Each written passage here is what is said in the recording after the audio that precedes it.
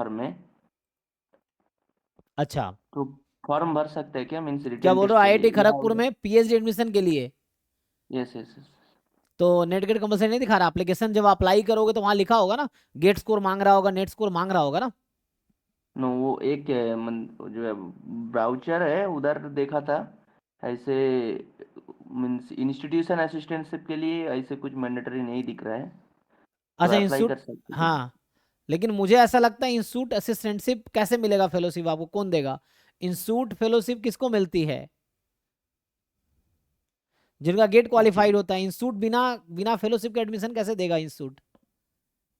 Okay okay sir. वो IIT में नहीं, जो इंस्टीट्यूट फेलोशिप है ना, वो गेट के बेसिस से मिलता है। जो आप देखते होंगे दो तरह का फेलोशिप है, एक जेआरएफ जो ओके है, सर। तो जो जेआरएफ में मतलब जो फेलोशिप या तो यूजीसी देगी या सीएसएआर देगी, वो नेट वालों को देगी।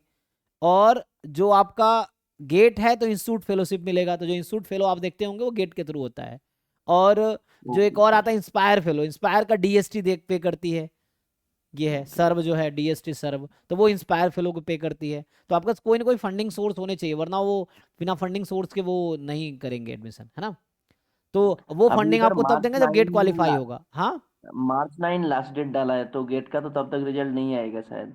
नहीं एक्सटेंड करेंगे फिर वो, ठीक है ना। ओके ओके वो सर। फिर डेट एक्सटेंड करेंगे, क्योंकि जब तक रिजल्ट गेट का नहीं आएगा तो बच्चा कैसे अप्लाई कर पाएगा। तो वो ऑब्वियसली उनको आप मेल भी कर सकते हो, जो आईआईटी केजीपी का एडमिशन पेज है ना, तो उनको आप ये मेल भी कर ओके सकते सर। हो कि गेट एग्जाम अभी हुआ था 16 फरवरी को, रिजल्ट एक्सपेक्टेड है अराउंड 20 मार्च के बाद ही आएगा आसपास, है ना। तो आप ओके जैसे उनको सर। मेल करके रिमाइंड करा सकते हो कि ऐसा है, तो वो खुद ही एक्सटेंड कर देंगे, और ऐसे भी एक्सटेंड करेंगे वो। लेकिन आप मेल कर दोगे, दो चार लोग मिलकर मेल करवा दोगे ना, तो वो फिर ध्यान देके वो खुद ही एक्सटेंड अभी ही कर देंगे, ये है। ओके नहीं तो सर। फिर क्या होगा, जो पहले जिनका गेट निकला पिछले साल वाला वही अप्लाई कर पाएगा, जिनका नेट निकला, अभी नेट भी अभी हो रहा है, तो नेट 28 फरवरी को है, तो इसका रिजल्ट भी अराउंड मार्च में हम्म, आएगा, मार्च अप्रैल में आएगा। तो उनको ऑप्शन तो देंगे ना, ओके क्योंकि तो पहले अप्लाई करा, ऐसा तो नहीं कि नेट का एग्जाम अभी हो रहा है तो ये मई में बच्चे तो कर सकते हैं पीएचडी अप्लाई। तो इसीलिए इनका भी नेट और गेट की वजह से डेट एक्सटेंड होगा, सबका होगा। और नहीं हो तो आप मेल करिए उनको, बताइए कि ये वजह है कि अभी गेट का एग्जाम 16 फेब को हुआ है, रिजल्ट 20 मार्च के बाद आएगा। नेट का एग्जाम 28 फरवरी को हुआ है, इसका रिजल्ट मार्च अप्रैल में आएगा। तो आप उसके अकॉर्डिंग डेट फिक्स करो, है ना, ये है। ओके। और जी। उधर जो रिटेन टेस्ट होता है उसमें स्टडीज मतलब मैथमेटिक्स स्टैटिस्टिक्स का सेम ही क्वेश्चन पेपर होता है क्या सर? नहीं, जो जो खड़गपुर है, जैसे कानपुर बॉम्बे का सिस्टम अलग है, कानपुर में स्टैट्स का एंट्रेंस अलग होता है, मैथ्स का अलग होता है, पीएचडी स्टैट्स वालों का अलग पेपर है, मैथ्स वालों का अलग पेपर है बॉम्बे में। कानपुर में भी यस शायद सर। अलग अलग है, ठीक है। ये क्योंकि यहाँ पे कोर स्टैटिस्टिक्स डिपार्टमेंट है, बिकॉज ऑफ वहाँ एमएस स्टैटिस्टिक्स चलता है, तो उनका कोर है स्टैटिस्टिक्स है। तो उनका स्टैटिस्टिक्स का अपना एक फैकल्टी, 15-20 फैकल्टी अराउंड स्टैटिस्टिक्स के, 15-20 है, 10-15 है एटलीस्ट फैकल्टी, तो उनका अपना एक वो है। बाकी आईआईटीज में क्या है, कानपुर बॉम्बे छोड़ के अब तिरुपति भी है, वहाँ भी काफ़ी स्टैट्स फैकल्टी हैं। तो बाकी जगह कॉमन एंट्रेंस पेपर है, चाहे मैथ में पीएचडी करने गया हो या स्टैट्स में किया होगा, पेपर आपका रिटन टेस्ट कॉमन है। तो उसमें कुछ क्वेश्चन स्टैट्स के होंगे, जैसे मान लो 20 क्वेश्चन का है, तो उसमें स्टैट्स के 5-6 क्वेश्चन होंगे बस, ठीक है, 5 क्वेश्चन आप एक्सपेक्ट कर सकते हो होंगे, या उससे कम ही होंगे। बाकी मैथ्स के होंगे वही लीनियर, रियल, स्टैटिस्टिक्स। ये अराउंड मुझे लगता है आपके लिए 50% के आसपास कवर करता होगा, बाकी 50% होगा, ये है। तो आपको बाकी टॉपिक भी देखना पड़ेगा, उसमें कैलकुलस और ये सभी रहता है। तो उसके अकॉर्डिंग एंट्रेंस जो होता है उसमें, सो उसका कॉमन पेपर ही रहता है खड़गपुर में। तो जो मैथ्स वाले बच्चे हैं वो स्टैट्स का अटेम्प्ट नहीं कर पाएंगे, तो बाकी करेंगे। तो आपको उसी में से करना पड़ेगा, ठीक है, कॉमन पेपर तो रहेगा हमें मतलब। स्टडी में फोकस करना है, मैथ में भी फोकस करना है उधर?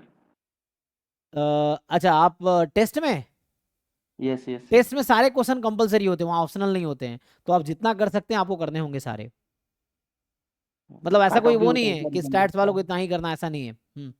ओके, कट ऑफ भी होता है रिटन टेस्ट का सर? वो तो मेरिट बनाते हैं, जैसे मान लो आप 100 बच्चे ने टेस्ट दिया, अब उनको 20 का ही इंटरव्यू लेना है, तो टॉप 20 के बच्चों को चूज कर लेगा, तो बाकी 80 को ऐसे ही हटा देगा वो, है ना। ओके तो ओके। पेपर कॉमन है वो। अब क्या होता है, बच्चे मैथ्स बैकग्राउंड के भी होते हैं, इंटरव्यू मैथ्स में देते हैं वो, अब बाद में वो स्टैट्स में पीएचडी करने लगते हैं, क्योंकि उनका एरिया इंटरेस्ट स्टैट्स का होता है। तो जब टेस्ट आप ओके दोगे, तो टेस्ट आपको पूरे 100%, जो पेपर मान लो 20 क्वेश्चन है तो उसके अटेम्प्ट करना होगा, 20 के 20 अटेम्प्ट करने हैं, जो भी मार्क्स आएगा तो मेरिट उसके हिसाब से बनेगी, बिना ये देखे हुए। वो ये नहीं देखेंगे आप स्टैट्स में पीएचडी करने आओ कि मैथ में आए हो, बस वो देखेंगे किसका हाईएस्ट मार्क्स है। अब 20 बच्चों को शॉर्टलिस्ट किया, उन 20 का इंटरव्यू लेंगे, उन 20 में से अब इंटरव्यू में पूछते हैं कि आपका मतलब प्रेफरेंस सब्जेक्ट क्या है। तो जो मैथ्स का बच्चा वो मैथ्स बताएगा, जो स्टैट्स का स्टैट्स बताएगा। जब आप इंटरव्यू दिए, इंटरव्यू अच्छा हुआ, आपका सिलेक्शन हो गया। सिलेक्शन के बाद फिर आपके पास एक गूगल फॉर्म आता है इंस्टीट्यूट की तरफ से कि आपका एरिया ऑफ इंटरेस्ट क्या है। तो उसमें आप भर ओके के देते हो कि आपको इसमें पीएचडी करनी है। आपका सिलेक्शन होने के बाद ये डिसाइड होगा कि आपको किसमें पीएचडी करनी है। पहले तो आप प्रोसेस में हो, तो आपको अपने आप को प्रूव करना पड़ेगा कि आप एलिजिबल हो या आप डिजर्विंग कैंडिडेट हो। तो उसके लिए रिटर्न ओके टेस्ट और सर। इंटरव्यू आपको क्वालिफाई करना होगा अपने स्ट्रेंथ पे। ठीक है। और उसके बाद फिर आप अपना, फिर उसमें फॉर्म आता है, फिर भरोगे, फिर इंस्टीट्यूट के पास जाएगी। तो वो खड़गपुर का अलग सिस्टम है कि वो इंस्टीट्यूट डिसाइड करती है कि किसको कौन सा स्कॉलर मिलेगा। मतलब मान लो 10 बच्चों का सिलेक्शन हो गया, मैंने बताया कि 100 बच्चों ने टेस्ट दिया, 20 का इंटरव्यू हुआ, 10 का सिलेक्शन हुआ। तो उन 10 का जो जो एरिया ऑफ इंटरेस्ट है उन प्रोफेसर्स के पास जाएगा जितने जिनके पास वैकेंसी है। अब वो चूज करेंगे कि अच्छा ये मेरा एरिया है, कॉमन हो रहा है, तो जो एचओडी है वो डिसाइड करेगा ये बच्चा इसके अंडर जाएगा, ये इसके अंडर जाएगा, ये इसके अंडर जाएगा। तो आपका नाम एचओडी को भेज दिए, मतलब फैकल्टीज को भेज देगा। और उसके बाद वो फैकल्टी आपको कॉल करेगा या मेल करेगा कि आप मेरे अंडर हो, फिर आपका वो काम स्टार्ट होगा। खड़गपुर में ये सिस्टम है। ठीक है। ओके ओके, जी। Thank you sir. जी थैंक यू।